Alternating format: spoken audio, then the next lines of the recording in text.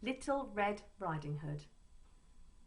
Once upon a time there was a girl, and her name was Little Red Riding Hood. Little Red Riding Hood had a grandma who she loved very much. Grandma lived in a house in the woods, and one day Little Red Riding Hood was taking her some cakes. But her mum had told her, "Don't speak to strangers and stay on the path." So she did, when suddenly a wolf appeared. "Hello, what's your name?" he said. Little Red Riding Hood thought for a moment. The wolf was a stranger, but she didn't want to be rude. "I'm Little Red Riding Hood." "Lovely to meet you. Where are you going?" Little Red Riding Hood thought some more. What harm could it do? "I'm going to visit my grandma and take her some cakes.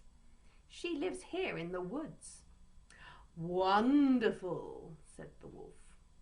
"I tell you what, why don't you follow me? I can show you some beautiful flowers, and you can pick some for your grandma. They're just over here." Little Red Riding Hood wasn't sure, but she did like the idea of taking her grandma some flowers, so she followed the wolf. Whilst she was picking the flowers, the wolf raced ahead and got to Grandma's house first. He knocked on the door.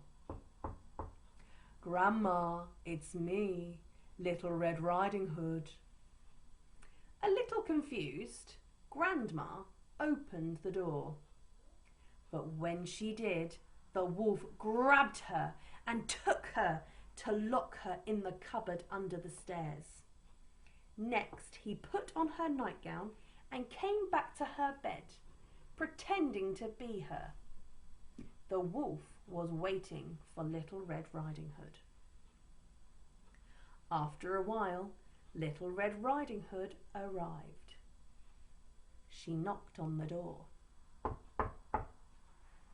"Grandma, it's me, Little Red Riding Hood." "Come in," said the voice from inside. Little Red Riding Hood was looking at her grandma. Something was different. "What big ears you have, Grandma." "All the better to hear you with, my dear." "What big eyes you have, Grandma." "All the better to see you with, my dear." "What big teeth you have, Grandma." "All the better to eat you with, my dear."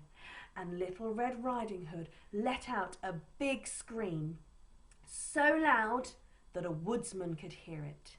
He ran as fast as he could to Grandma's house, and once there, he scared the wolf right back into the woods. He also helped to get Grandma out of the cupboard under the stairs. And Little Red Riding Hood could finally give her the cakes. They all lived happily ever after.